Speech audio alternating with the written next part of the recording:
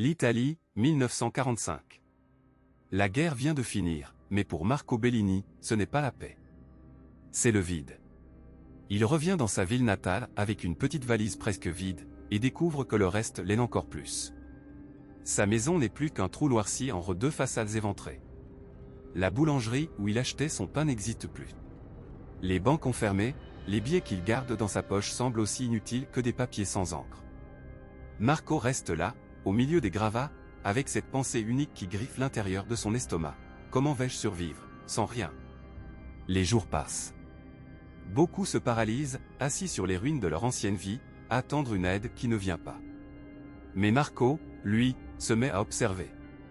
Vraiment observer. Dans ce chaos, tout semble détruit, et pourtant, quelque chose attire son regard. Des piles de briques encore solides. Des planches de bois récupérables. Des outils éparpillés. Des hommes aux mains calleuses, debout, mais sans travail. La ville semble pauvre en argent. Mais riche, en possibilités. Un matin, alors qu'il regarde des ouvriers discuter sans rien faire, une idée naît. Et si l'argent n'était plus le centre de tout? Et si, au lieu de chercher des billets, il apprenait à orchestrer ce qui existe déjà, les ressources, les compétences, les besoins concrets? Ce jour-là, Marco ne trouve pas de travail. Il trouve quelque chose de plus dangereux, et plus puissant, une nouvelle façon de penser la richesse. Avant de poursuivre son histoire, posez-vous une question, dans votre propre vie, en ce moment, qu'est-ce qui vous semble détruit financièrement? Un emploi perdu, des dettes, un projet avorté, une sensation d'étouffement quand vous regardez votre compte en banque? Si cette histoire résonne déjà un peu en vous, prenez un instant pour aimer cette vidéo, cela m'aide à la faire voyager plus loin. Et dites-moi en commentaire, aujourd'hui, quelle est votre plus grande douleur financière? Dans les prochains chapitres, vous verrez comment, à partir de rien, Marco a bâti une richesse qui ne dépendait pas uniquement de l'argent, mais de sa capacité à résoudre des problèmes réels, en pleine crise. Si vous ne voulez pas manquer la suite de sa trajectoire, abonnez-vous dès maintenant. Les premiers jours, Marco errait dans les ruines comme un fantôme. L'odeur de poussière, de fumée froide, de pierres brûlées collait à sa peau. Là où se trouvait autrefois la petite épicerie de son père, il ne restait qu'un mur fendu, et une enseigne tordue qui grinçait au vent. Il n'avait plus rien. Pas d'économie. Pas de métier stable. Pas même un lit à lui. Les gens autour de lui ne parlaient que de manque d'argent, de nourriture, de toit. Les banques avaient fermé, les livres n'avaient plus le même poids. Dans les poches, il y avait des billets, mais dans les assiettes, presque rien. Une question tournait en boucle dans sa tête, comment survivre sans argent, dans un monde où tout semble exiger de l'argent? Un matin, assis sur un bloc de pierre qui avait été le seuil d'une maison, Marco observa vraiment ce qui l'entourait. Ce n'était plus seulement des ruines. C'étaient des briques encore solides. Des poutres récupérables. Des portes arrachées mais entières. Des outils abandonnés. Et surtout, des mains. Beaucoup de mains. Fatiguées, calleuses, mais disponibles. Il se rendit compte d'une chose simple, presque évidente, l'argent avait disparu, mais les ressources, elles, étaient toujours là. Elles avaient juste changé de forme. Il vit un maçon fixer les décombres d'une église. Un menuisier, assis sur un tas de planches, le regard vide. Une veuve tentant de couvrir un trou dans son toit avec un vieux tapis. Chacun avait un besoin. Chacun avait un savoir-faire. Mais personne n'avait de lire. Ce jour-là, quelque chose bascula dans l'esprit de Marco. Et s'il existait une autre façon de payer? Et si, au lieu de chercher désespérément de l'argent, il commençait à chercher des échanges possibles? Ce n'était qu'une idée, fragile, encore floue. Mais au milieu du chaos, c'était la première pensée qui ressemblait vraiment à un début de solution. Si cette histoire résonne déjà un peu en vous, prenez un instant pour l'aimer. Et vous, aujourd'hui, dans votre propre après-guerre financier, qu'est-ce qui vous manque le plus, de l'argent, ou une nouvelle façon de le regarder? Si ce type de récit vous parle, restez avec moi, la suite de la trajectoire de Marco pourrait bien changer la vôtre. Les premiers jours, Marco errait dans la ville comme un fantôme. Partout, les mêmes images, façades éventrées, vitrines brisées, hangars noircis par la fumée. Mais, derrière le silence et la poussière, quelque chose attira son attention. Les ruines n'étaient pas seulement des ruines. Elles étaient des stocks à ciel ouvert. Des briques encore solides, des poutres à peine brûlées, des fenêtres dont seul le verre avait disparu. Parfois, au détour d'une rue, une porte métallique intacte, un tas de tuiles, des planches rangées contre un mur, comme si le bâtiment s'était effondré autour d'elle sans les atteindre. Un matin, Marco s'arrêta devant un vieil entrepôt éventré. Assis au sol, un homme fixait ce qu'il restait de son atelier de menuisier. « Tu vas reconstruire ?» demanda Marco. « Avec quoi ?» répondit l'homme, amer. « L'argent ne vaut plus rien, et je n'ai plus de clients. » Cette phrase résonna en lui. L'argent ne vaut plus rien, mais les mains, elles, valent encore quelque chose. Les outils aussi. Les matériaux aussi. Et surtout, les besoins. 2 jours plus tard, Marco en rencontra un autre, un maçon, qui n'avait plus de chantier. Puis un troisième, un agriculteur, dont le champ avait survécu, mais dont la grange était à terre. Chacun se plaignait du même mal, pas d'argent pour payer, pas de travail sans argent. Alors Marco posa une question toute simple, et si, pour commencer, on faisait sans argent? Personne ne répondit vraiment. On le regarda comme un fou. Mais la graine était plantée. Il se mit à noter mentalement, cet homme sait travailler le bois. Celui-là sait monter des murs. L'autre a les terres, mais pas d'abri. Plus loin, des briques inutilisées. Encore plus loin, du bois, de la tôle, des clous. Ce qui pour tous n'était qu'un décor de misère, pour lui devenait un immense puzzle. Il ne savait pas encore comment l'assembler, mais il devinait déjà une chose, dans ce chaos, la vraie richesse ne serait plus la monnaie, mais la capacité à relier ces pièces entre elles. Et vous, dites-moi, dans votre situation actuelle, voyez-vous seulement les ruines, ou commencez-vous à distinguer les pièces du puzzle autour de vous? Si ce début d'histoire résonne avec votre propre vécu, laissez un like, partagez votre pensée en commentaire, et abonnez-vous pour suivre la suite du parcours de Marco. Les jours passent, et avec eux, l'illusion que quelqu'un viendra sauver la ville. Aucun fonctionnaire, aucun banquier, aucun plan officiel. Juste la poussière, la faim, et ce silence étrange après le vacarme des bombes. Marco marche parmi les ruines comme on traverse un cimetière. Mais, peu à peu, son regard change. Là où d'autres ne voient que décombres, il commence à distinguer des pièces d'un puzzle. Une poutre en bon état ici. Des briques à moitié ensevelies là-bas. Des outils rouillés qui, avec un peu d'huile et de patience, pourraient encore servir. Et surtout, des visages. Des hommes qui ont perdu leur atelier. Des maçons sans chantier. Des charpentiers sans clients. Tous brisés, mais pas inutiles. Une idée germe. Un matin, il s'arrête devant ce qui était autrefois une petite boulangerie. Le four est fendu, le toit effondré, mais les fondations tiennent encore. Le boulanger, assis sur un seau, regarde le sol, vidé. « Tu as encore la recette de ton pain ?» demande Marco. L'homme relève la tête, surpris. « Bien sûr que je l'ai. Mais à quoi bon ? Je n'ai plus de four. Plus de farine. Plus rien. » Marco pointe du doigt les ruines. « Tu as plus que tu ne crois. » Ce jour-là, Marco n'apporte ni argent, ni promesse miracle. Il apporte une proposition. Il va voir un maçon, puis deux. Un menuisier. Un jeune qui sait manier le métal. Il ne leur promet pas de salaire en lyre. Il promet autre chose, du pain à vie quand la boulangerie rouvrira, une partie symbolique des recettes, et surtout, une chance de reconstruire quelque chose qui tienne debout. Ils hésitent. Ils se regardent. Puis, presque timidement, acceptent. Non pas parce que c'est sûr, mais parce que c'est mieux que d'attendre assis. Les premiers jours, les voisins observent, méfiants. Un groupe d'hommes qui travaillent sans argent, dans un monde où l'argent ne vaut plus rien. Paradoxe ou prémonition? Et vous, soyez honnête avec vous-même, combien de fois avez-vous attendu plus d'argent pour bouger, alors que vous aviez déjà des ressources autour de vous ou en vous que vous n'aviez jamais valorisées? Si cette histoire résonne un peu avec ce que vous vivez, posez un like discret, et dites-moi en commentaire, aujourd'hui, qu'est-ce que vous avez, que vous ne voyez peut-être même plus comme une richesse? Et si ce genre de récit vous aide à repenser votre relation à l'argent, abonnez-vous, la suite de la trajectoire de Marco pourrait bien changer la vôtre. Les jours passent, et, peu à peu, quelque chose change dans les ruines de la ville. Au début, c'était presque invisible. Un mur redressé ici, une porte remise sur ces gonds-là. Mais Marco, lui, voyait tout. Il connaissait chaque tas de briques, chaque poutre inutilisée, chaque façade à moitié éventrée. Et surtout, il connaissait désormais les visages, le maçon silencieux, le menuisier au regard fatigué, la veuve qui gardait des sacs de chaux comme on garde un trésor. Un matin, alors que la brume caressait encore les toits détruits, Marco s'arrêta au milieu de la rue principale. Il regarda autour de lui et comprit, la ville entière était devenue un immense échiquier, et personne ne savait encore jouer. Alors il se mit à relier les points.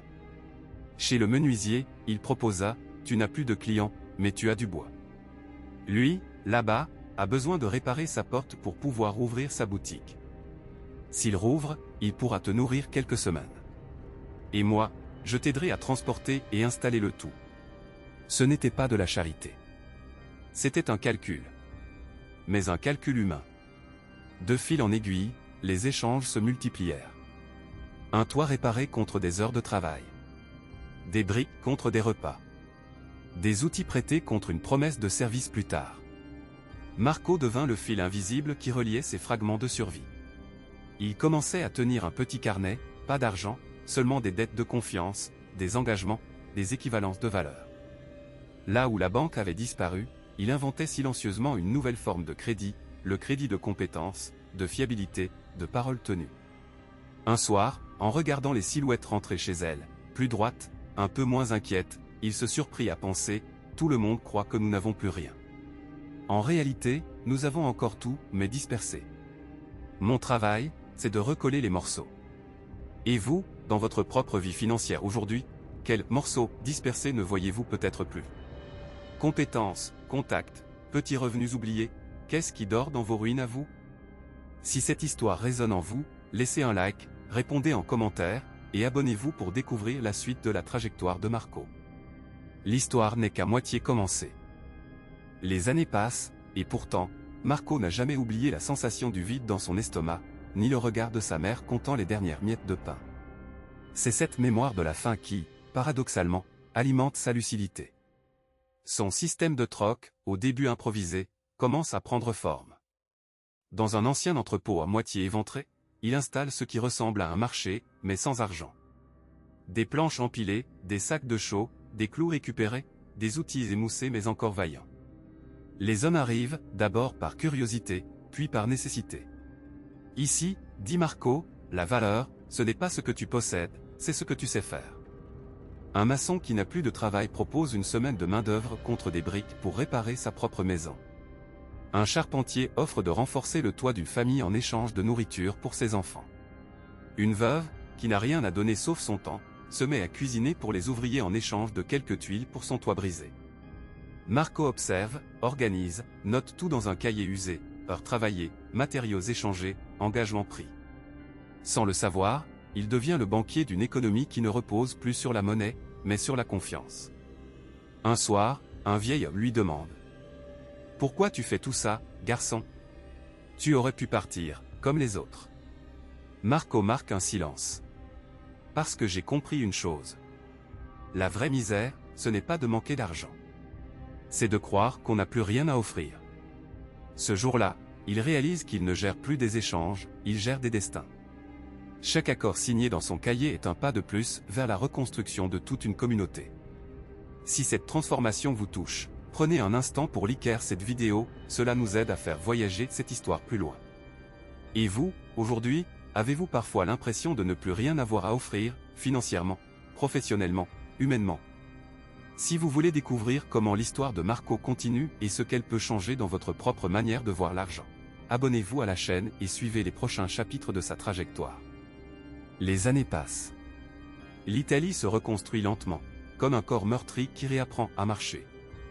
Les rails rouillent moins, les marchés se remplissent un peu plus, les enfants recommencent à courir dans les rues sans lever les yeux à chaque bruit sourd.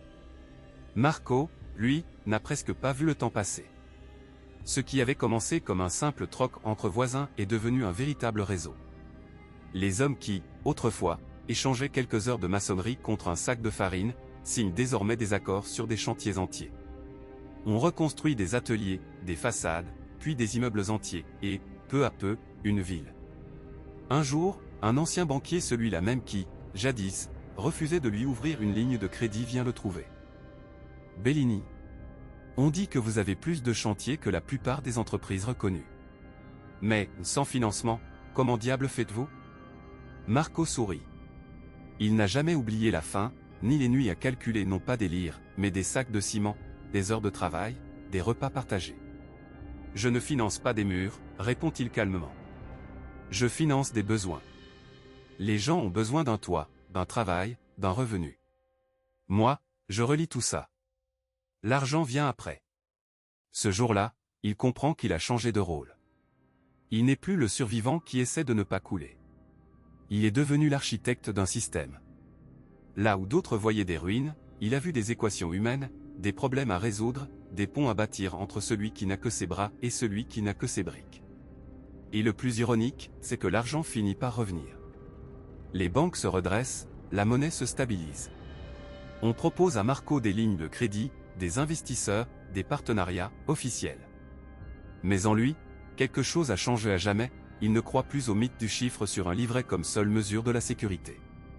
Pour lui, la vraie richesse, désormais, c'est la certitude suivante, tant qu'il reste des problèmes à résoudre, il y aura du travail, des échanges, de la valeur. Et vous, dites-moi, aujourd'hui, quelle est votre plus grande douleur financière? Est-ce une dette, une peur, un manque, ou peut-être une idée que vous n'osez pas utiliser? Si cette histoire résonne en vous, laissez un like, partagez votre situation en commentaire, et abonnez-vous pour découvrir comment, à votre échelle, vous pouvez aussi transformer la crise en terrain de reconstruction. Le jour où l'Italie commence enfin à se relever officiellement, Marco réalise une chose troublante, son réseau de troc fonctionne mieux que le peu de banques qui ont survécu.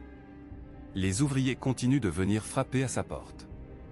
Les familles continuent de proposer ce qu'elles ont, du bois, des briques, des heures de travail, parfois même, une recette de pain qu'on vendra plus cher au marché. Et peu à peu, une idée germe dans l'esprit de Marco, astérisque, et si c'était ça, la vraie richesse, astérisque. Un soir, assis sur un tas de briques, il observe la rue. Là où, quelques mois plus tôt, il n'y avait que gravats et silence, on entend maintenant les marteaux, les rires, les disputes autour d'un prix, les enfants qui courent au milieu des échafaudages. Rien n'est parfait, rien n'est stable, mais la vie est revenue. Marco repense alors à la faim, à la peur, à la sensation de n'être qu'un pion dans un système qui s'écroule dès que l'argent disparaît. Cette fois-ci, il comprend, ce n'est pas la monnaie qui l'a sauvé. Ce sont les problèmes qu'il a accepté de regarder en face, et de résoudre, un par un. Mais il y a un prix à payer. Son réseau grandit, les tensions aussi. Certains veulent profiter du système, d'autres refusent que les règles changent. Un ancien banquier, vexé par son succès silencieux, le prévient, Astérique ton troc, ça ne durera pas. Un jour, l'argent reviendra, et tu retourneras à ta place, astérisque. Marco sourit, fatigué mais déterminé, astérisque ma place. Elle n'est plus dans une banque. Elle est là où il y a des ruines et des gens qui ont encore faim, astérisque. À partir de ce jour, il ne cherche plus à redevenir comme avant. Il choisit autre chose, être l'homme qu'on appelle quand tout semble perdu. Pas parce qu'il a de l'argent, mais parce qu'il s'est transformé une crise en opportunité de reconstruire. Et vous, en regardant votre propre vie aujourd'hui, vous vous sentez plus proche de la banque qui attend que tout revienne comme avant? Ou de Marco, qui trouve de la valeur là où tout le monde ne voit que des ruines? Si cette histoire vous parle, aimez cette vidéo, partagez-la. Et surtout, abonnez-vous, la suite vous aidera à voir votre propre crise sous un tout autre angle. Et c'est ainsi que, dans une Italie brisée, un homme sans toit, sans épargne, sans avenir apparent, a fini par bâtir une richesse que même les bombes ne pouvaient plus détruire. Marco n'a jamais reçu de capital d'un banquier. Son premier investissement, ce furent des briques éparpillées dans la poussière. Son premier crédit, la confiance de quelques ouvriers fatigués mais décidés à ne pas mourir inutiles. Son véritable argent, ce furent les problèmes qu'il osait regarder en face, quand tout le monde détournait les yeux. Dans chaque mur effondré, il voyait un chantier. Dans chaque ventre vide, il voyait un service à rendre. Dans chaque main hésitante, il voyait un partenaire potentiel. Et, sans même s'en rendre compte, il a répondu à la question qui hante toutes les périodes de crise, d'hier et d'aujourd'hui, combien tu as, n'a jamais été la bonne question. La vraie, la seule qui compte, c'est, quel problème es-tu prêt à résoudre, et jusqu'où es-tu prêt à aller pour les résoudre? Aujourd'hui, peut-être que ton décor n'est pas fait de ruines et de gravats. Peut-être que ce sont des factures en retard, un crédit qui t'étouffe, un salaire qui n'augmente pas, un projet que tu n'oses pas lancer. Mais la logique reste la même, là où tu vois un mur, il y a un passage à créer. Là où tu vois un manque d'argent, il y a souvent un manque de solutions, ou de courage pour les proposer. Si cette histoire t'a parlé, prends un instant. Demande-toi, honnêtement. Index revers pointant vers la droite blanc aujourd'hui, quelle est ta plus grande douleur financière? Celle qui te réveille la nuit, ou que tu caches derrière un sourire poli? Écris-la en commentaire. Pas pour se plaindre, mais pour mettre des mots sur ce que tu veux enfin transformer. Ton histoire a du poids, elle compte, et tu n'es certainement pas la seule personne à la vivre. Si tu veux d'autres histoires comme celle de Marco, d'autres façons de regarder l'argent, la crise et les opportunités, abonne-toi. On continuera, ensemble, à apprendre à voir la richesse là où les autres ne voient que des ruines.